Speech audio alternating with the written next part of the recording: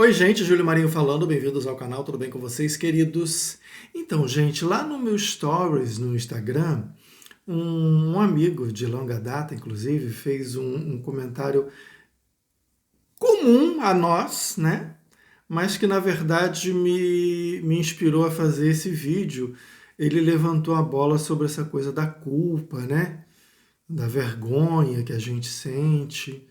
E é interessante porque, de fato, gays e lésbicas, desde que se entendem como gays e lésbicas, são instigados, né, a sentir muita culpa, muita vergonha, muito medo, né, da exposição e tal. E isso, ao longo dos anos, após muita luta, após muita movimentação do ativismo, a gente foi conseguindo diminuir isso. Mas agora estamos numa segunda onda, vamos dizer assim, né?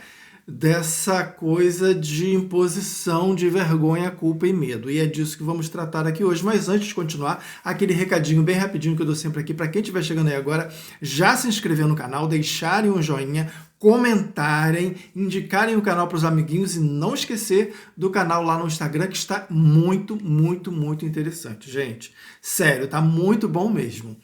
Bom, vamos lá. Como eu falei, desde que nós nos entendemos como gays e lésbicas, a gente passa por esse processo, né, de culpa, de vergonha, de medo, e justamente por conta dessa questão da vergonha é que foram criadas as paradas de orgulho. A primeira parada com essa configuração, né, com essa questão de levantar, né, a moral de gays e lésbicas, de levantar essa bandeira do orgulho, foi em 1970, após os motins de Stonewall. Não que antes não houvessem manifestações, né, de rua e tal, mas a partir dali, de 1970, é que começa essa nova configuração da celebração do orgulho. Por quê? Para contrapor a questão da vergonha. Sempre nos foi imposto essa questão da vergonha, que a gente deveria ter vergonha de ser o que é. Então, gays e lésbicas, a partir dessa data, disseram não, a gente não vai sentir vergonha, muito pelo contrário, a gente vai sentir orgulho. E aí, muitos heterossexuais até hoje não entendem, e aí querem instituir, né, Dia do Orgulho Hétero, que é uma bobagem, uma coisa extremamente ridícula, porque, na verdade, a questão do orgulho não é que nós nos sintamos orgulhosos de sermos gays pura e simplesmente. Não é disso que se trata. A questão do orgulho é para contrapor a questão da vergonha. Não é? A gente não tem orgulho pura e simplesmente de sermos gays e lésbicas, a gente tem orgulho de resistir.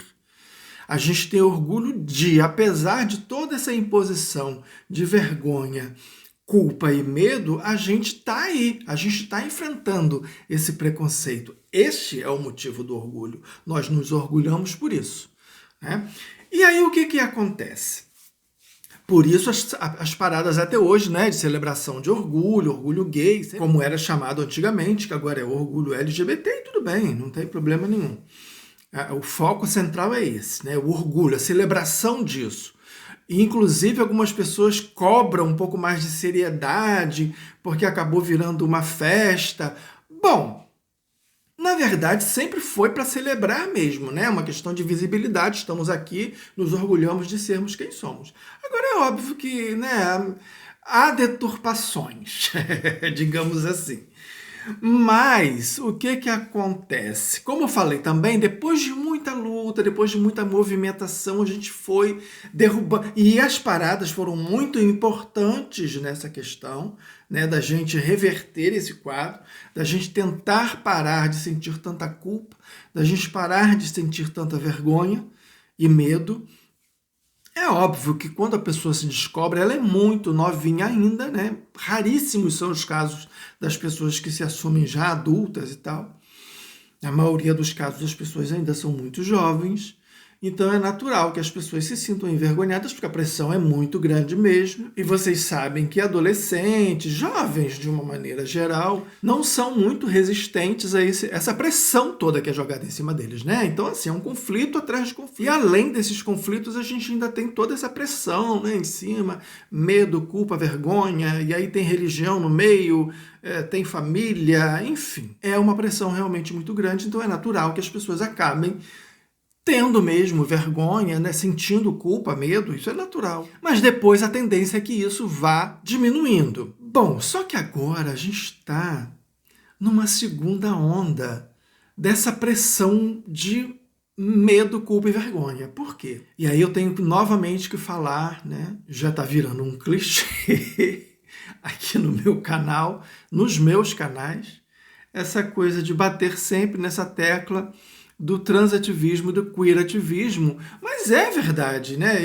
Essas bolhas, esses movimentos, eles têm realmente feito uma pressão muito grande em cima de gays e lésbicas, jovens principalmente, para que voltem a sentir culpa, para que voltem a sentir vergonha, para que voltem a sentir medo, no caso, medo de serem cancelados, né?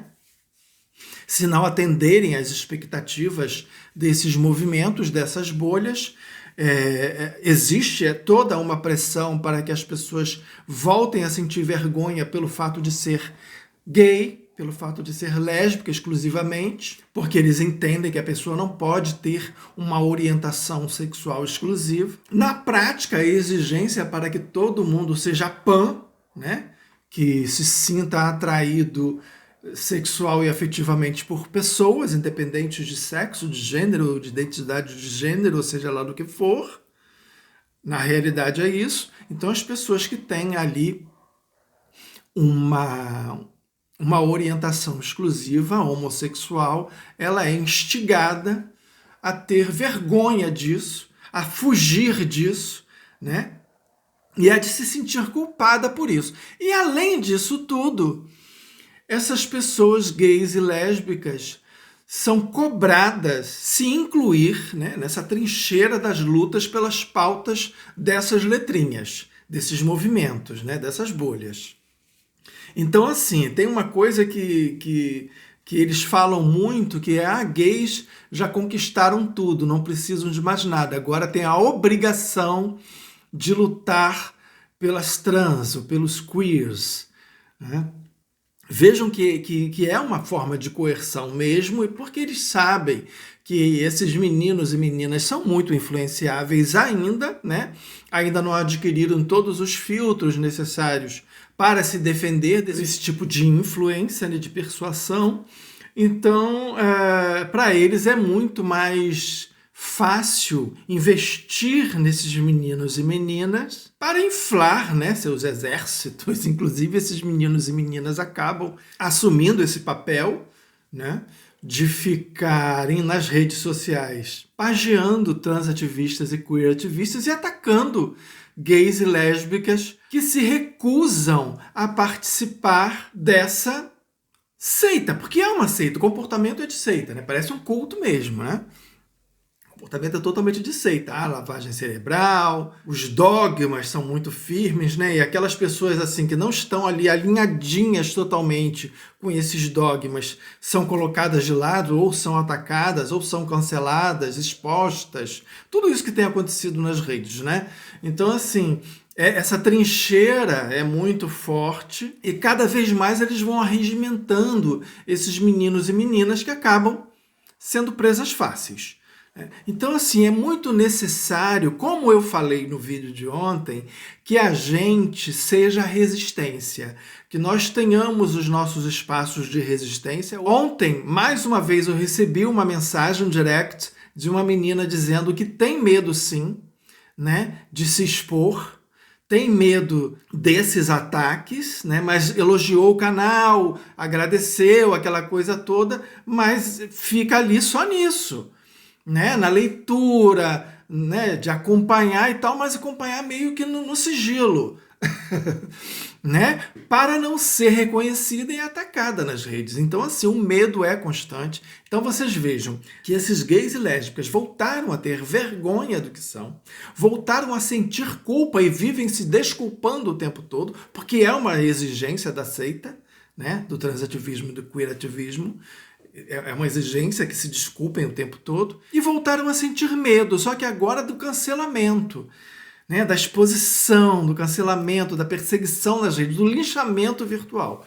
Então, assim, estamos sim numa segunda onda, podemos dizer assim, desse tipo de ataque, desse tipo de invasão, e a gente tem que resistir sim. Aqueles que já não têm mais tanto medo, né, desse cancelamento, dessa perseguição toda, tem que ter mais apoio, esses espaços precisam se ampliar, né? Esses espaços precisam ser reforçados. E como é que se faz isso? Através de redes mesmo, né? Aquelas pessoas que já estão contaminadas com esse medo e que se renderam a esse medo, e eu não tenho cobrança nenhuma a fazer a essas pessoas, elas têm o seu direito de sentir medo e elas devem ter todo o tempo do mundo para vencer essa barreira, né? Tomara que um dia consigam, e eu estou aqui para ajudar se for necessário. Mas assim, essas pessoas precisam também reforçar essas outras redes, né, que furaram essa barreira do medo. Então vejam que quem já rompeu essa barreira tem que falar mesmo, tem que gritar mesmo, e tem que ir um dando força ao outro. E as pessoas que ainda estão, né, ali tentando se proteger no anonimato, tem que dar força para essas pessoas, tem que apoiar mesmo. Os canais que falam, os canais que se expõem, os canais que põem a cara a tapa, né, tem que ter esse reforço, tem que ter esse apoio e esse incentivo. Tá bom, queridos? Lembrando que amanhã tem vídeo novo, porque aqui nesse canal todo dia tem um vídeo novo, era isso. E até amanhã.